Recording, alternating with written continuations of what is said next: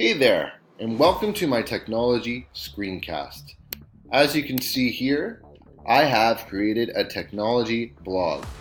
There are some really great things that I've learned over the past year about technology, and I want to talk about some of the things that stood out for me.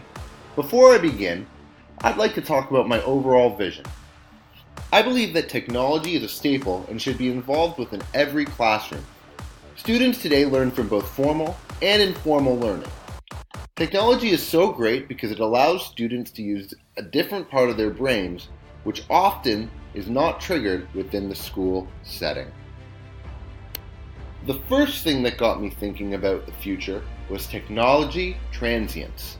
In a few words, technology transience is basically saying that technology keeps evolving. I immediately thought of both the pros and cons of this situation. I do think that it's really great that we are living in a world where technology is getting better and better every day. On the other hand, it's a little scary how quickly things could become outdated.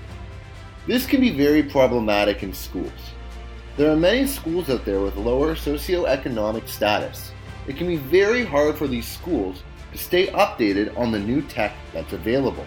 Sure, it's great that schools are using technology in the first place, but it's unfair to give some schools the advantage of using great technology while other schools are stuck in the past.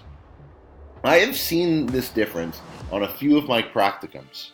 For example, one school was using Windows 2000 while the others were using brand new MacBook Pros. The next thing I'd like to talk about, and speaking of technology in schools, there are two other programs called Audacity and iMovie. These two programs are such amazing ways for students to develop their own music mixing skills and movie editing skills. The reason I bring this up is because it made me think about how fortunate students are to have these programs in their school. When I was younger, I was never really taught about this type of technology, and I had to learn everything for myself. I think it's really important that teachers try to teach students Audacity and iMovie so that they have basic understanding of these programs so that they can develop and hone their skills. These programs are stepping stones to use more complex technologies such as Avid or Final Cut Pro or Pro Tools in the future.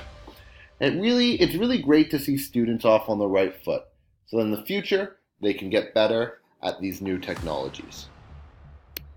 Technologies that can be used within almost every classroom are something called makerspaces.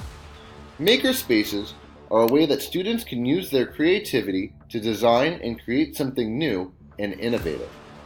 Also, makerspaces are great because you can use and create cross-curricular activities so that they can be used within any subject.